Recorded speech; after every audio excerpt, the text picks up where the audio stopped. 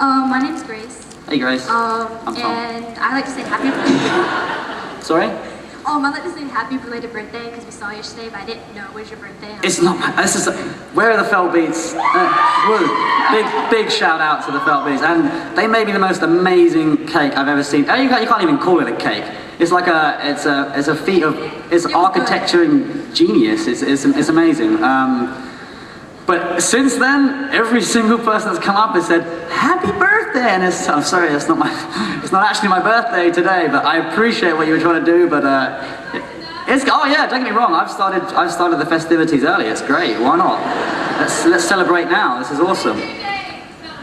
Exactly that. 22 days to celebrate. I like that. Very cool. Very cool. Yeah, but as much as I appreciate your happy birthday, belated is not quite yet.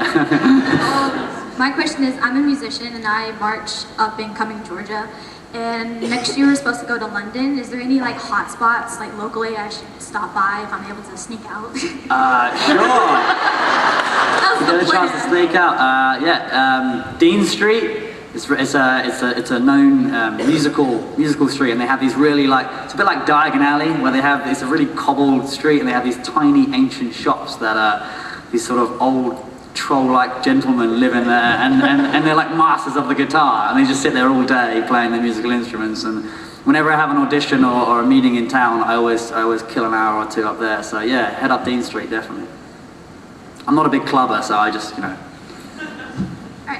hey, my name's Andy. Hey Andy. Totally, happy to see you here. Thanks for having me, I'm very excited. And nervous. I have this one question. Since you're Draco in the, Harry Potter, and you've had these scenes where you have to be really, serious. Have you ever just started laughing hysterically during one of those scenes? Yeah, a few times to be fair. Rupert's the worst though, good lord.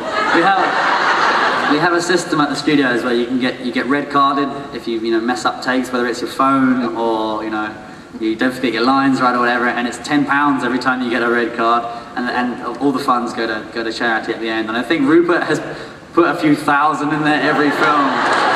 Once he starts, it's game over. You may as well just call it a day, man. And there's never any reason. He just starts cracking up for no reason, man. So it's great fun to be on the set with him, but it's actually gone beyond a joke. I think there's been times where he's really trying to stop himself from laughing. So I'm a very, very tiny offender compared to Rupert. Hi. First of all, I'd just like to say you're gorgeous and I love you. Thank you very much, I appreciate that. I'd love to say the same, but I really can't see you here.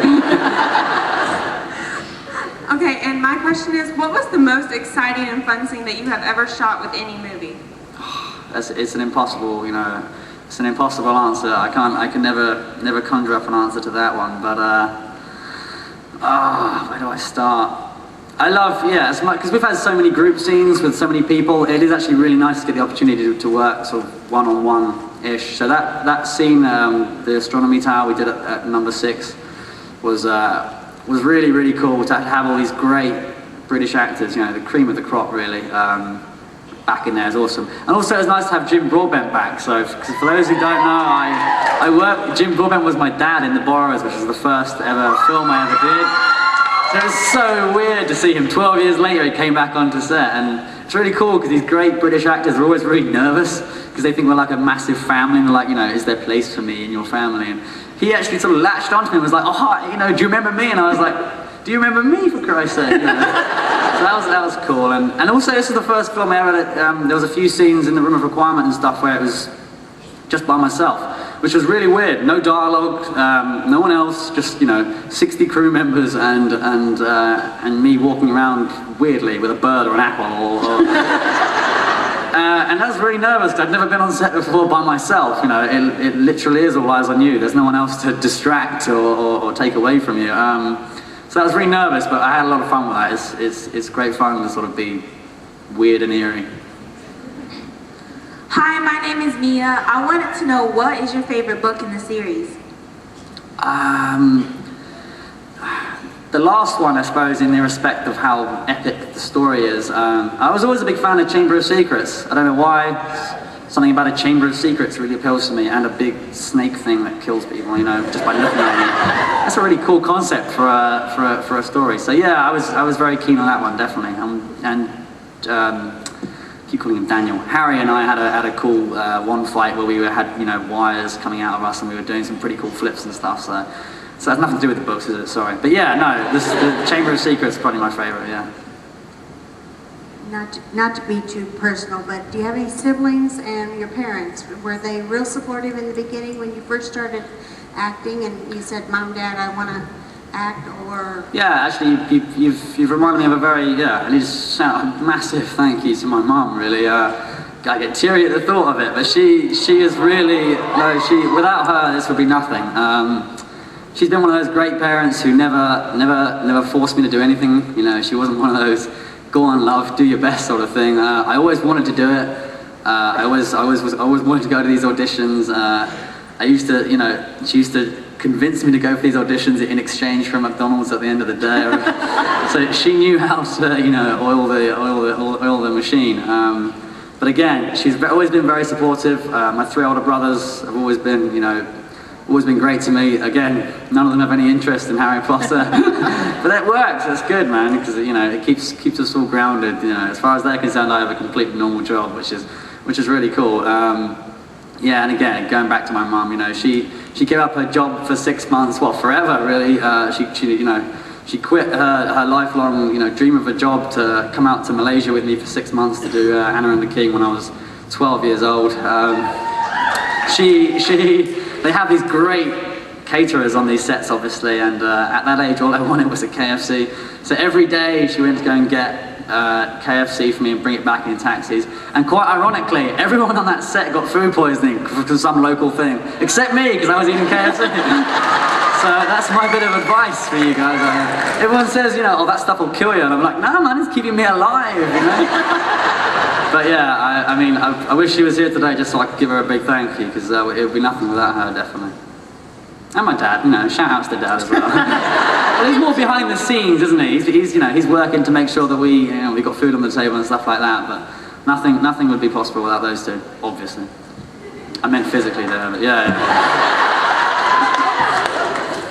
I've had a nightmare. The last 2 panels, man, it's gone into some very lewd comments, and yeah. And I started mentioning Daniel and I and tension in the bathroom, and it got very, getting our wands out, it got very, there was some real misunderstandings or something. That's why I was very particular with my words today when voicing that scene. Hi, I'm Michaela. Hey. If you've heard of it, do you watch Potter Puppet Pals? And if you do, what's your favorite one? Do I watch what, sorry? Potter Puppet Pals. I confess, actually, the last time Daniel and I were on set, and thanks to the iPhone, we were checking that out together, actually, yeah. There's a lot of things on YouTube. I mean, it's amazing what people seem to be inspired by these books to create. I mean, it's fantastic, really. Anything creative is good, but someone asked me yesterday, were you upset that you weren't featured as a puppet? And I was like, no, I was quite happy to be left out of that particular production. There's the musical as well. I don't know if anyone's seen that one, yeah? We have a lot of fun looking at that stuff on set, man. It's great fun. What's your favorite movie, and what's your favorite part about that movie? I confess it has to be number 6, really, only because, you know, that's the one when I spent the most time really there, sort of developing relationships and stuff like that. Favorite part of it? My favorite scene, actually, in the 6th one, is probably an overlooked scene, I think, but when Harry and Dumbledore go to try and convince Slughorn to come back to Hogwarts, and Slughorn's the chair, you know, with the unicorn blood and stuff. I just think it's comedic genius, man. I think Jim Broadbent and Michael Gambon are two of the funniest British gentlemen you'll ever meet. Gentlemen, sorry. So yeah, no, I thoroughly enjoyed that scene in that film, definitely. Hi. Hey. What do you like the best about being able to play Draco Malfoy? Well, it's nice, man, because a lot of people, I get to vent.